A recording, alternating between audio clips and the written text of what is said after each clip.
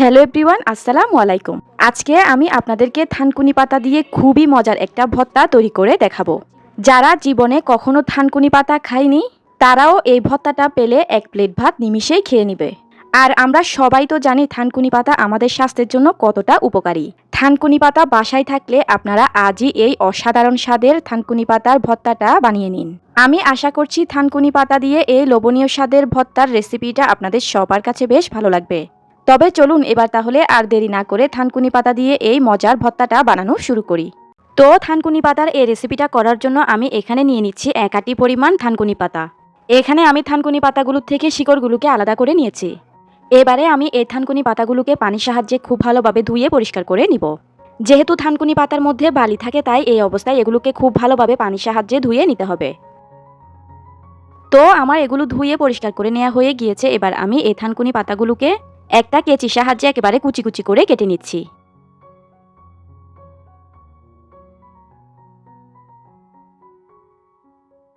তো দেখতেই পাচ্ছেন আমি কিন্তু এ পর্যায়ে এই থানকুনি পাতাগুলোকে একেবারে কুচি কুচি করে কেটে নিয়েছি।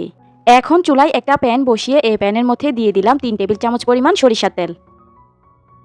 এবারে তেলটা একটু গরম হয়ে আসলে এই তেলের মধ্যে আমি দিয়ে দিব হলুদ আর লবণ মাখিয়ে রাখা 1 টুকরা তেলাপিয়া মাছ। তবে আপনারা এখানে তেলাপিয়া মাছের পরিবর্তে যে কোনো মাছ নিয়ে নিতে পারবেন। এবারে এখানে আমি নিয়ে নিচ্ছি 3টি শুকনো মরিচ। এবারে নিয়ে নিচ্ছি বেশ অনেকটা দেশি ছোট রসুন। তবে আপনারা চাইলে এখানে রসুনের পরিমাণটা আরও কমও নিতে পারবেন। এবারে নিয়ে নিচ্ছি একটা বড় সাইজের পেঁয়াজ কুচি। এবারে এই সব কিছুকে কিছুক্ষণ নেড়েচেড়ে ভেজে নিব। এই সব কিছুকে এই পর্যায়ে একটু সময় নিয়ে উল্টিয়ে পাল্টিয়ে একটু লালচে কালার করে ভেজে নিতে হবে। তো সব কিছুকে আমি এ পর্যায়ে নেড়েচেড়ে একটু লালচে কালার করে ভেজে নিয়েছি। এ পর্যায়ে কিন্তু আমার মাছটাও ভালোভাবে ভেজে সিদ্ধ করা হয়ে গিয়েছে আর রসুনগুলোও ভেজে সিদ্ধ হয়ে গিয়েছে। এবার আমি এগুলোকে প্যান থেকে তুলে একটা বাটিতে উঠিয়ে রাখবো। এবারে এই অবশিষ্ট তেলগুলোর মধ্যে আমি আগে থেকে কুচি করে রাখা সবগুলো থানকুনি পাতাকে দিয়ে দিলাম। এবারে এই থানকুনি পাতার মধ্যে আমি দিয়ে দিব 1/2 চা চামচ পরিমাণ লবণ। এবারে এই তেলের মধ্যে আমি এই থানকুনি পাতাগুলোকে 1 থেকে 2 মিনিটের মতো একটু ভেজে নিব। 1 থেকে 2 মিনিটের বেশি সময় কিন্তু এগুলোকে ভেজে নেওয়া যাবে না, কারণ বেশি ভেজে নিলে এগুলোর কালার কিন্তু নষ্ট হয়ে যাবে। তাই হালকা করে একটু ভেজে নিতে হবে। তো আমি এই থানকুনি পাতাগুলোকে 1 থেকে 2 মিনিটের মতো ভেজে নিয়েছি। এবার আমি এগুলোকে প্যান থেকে তুলে নিব।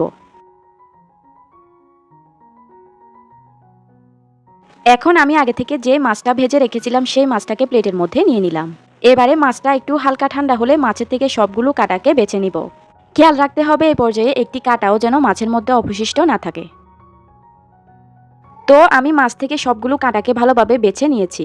এ পর্যায়ে আমি মাছগুলোকে হাতের সাহায্যে একটু ভর্তা করে নিচ্ছি। এবারে আমি আগে থেকে যে শুকনো মরিচগুলোকে ভেজে রেখেছিলাম সেগুলোকেও হাতের সাহায্যে একটু ডলে ভর্তা করে নিচ্ছি।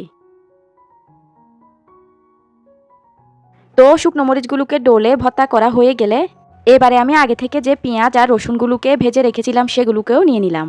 এবারে এগুলোকেও হাতের সাহায্যে ডলে ভালোভাবে ভর্তা করে নিব।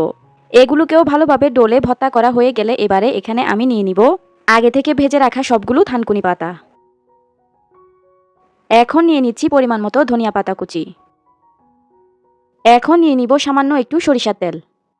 এবারে সবকিছুকে হাতের সাহায্যে সময় নিয়ে খুব ভালো করে মেখে ভর্তা তৈরি করে নিতে হবে।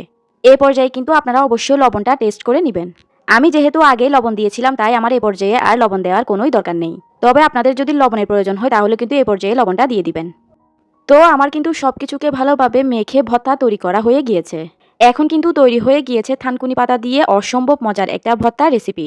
এই ভর্তাটা গরম ভাত দিয়ে খেতে যে কত পরিমাণে মজার তা কিন্তু আমি আপনাদেরকে বলে বোঝাতে পারবো না। যারা জীবনে কোনোদিন থানকুনি পাতা খায়নি তারাও এই ভর্তাটা একেবারে চেটেপুটে খেয়ে নিবে। এই ভর্তাটা এতটাই লোভনীয় স্বাদের হয়েছিল যে এই ভর্তাটা দিয়ে 1 প্লেট ভাত নিমিষেই খাওয়া হয়ে যাবে। আমি তো বলবো বাসায় থানকুনি পাতা থাকলে আপনারা আজই এই রেসিপিটা বানিয়ে নিন। খুবই মজার এই ভর্তাটা, আপনারা একবার এভাবে ট্রাই না করলে বুঝতেই পারবেন না। খুবই সহজে কিন্তু তৈরি করে ফেললাম ভীষণ মজার থানকুনি পাতার ভর্তা। তো ভিউয়ার্স, আমি আশা করছি আমার আজকের এই সহজ এবং নতুন থানকুনি পাতার রেসিপিটা আপনাদের সবার কাছে বেশ ভালো লেগেছে। ভালো লেগে থাকলে কিন্তু ভিডিওতে অবশ্যই একটা লাইক দিয়ে দিবেন। ভিডিওটা কিন্তু অবশ্যই আপনাদের ফ্রেন্ডস এন্ড ফ্যামিলির মাঝে বেশি বেশি শেয়ার করে দিবেন। এতক্ষণ সঙ্গে থাকার জন্য সবাইকে অসংখ্য ধন্যবাদ জানিয়ে আমি তাহলে আজকে এখানেই বিদায় নিয়ে নিচ্ছি। আল্লাহ হাফেজ।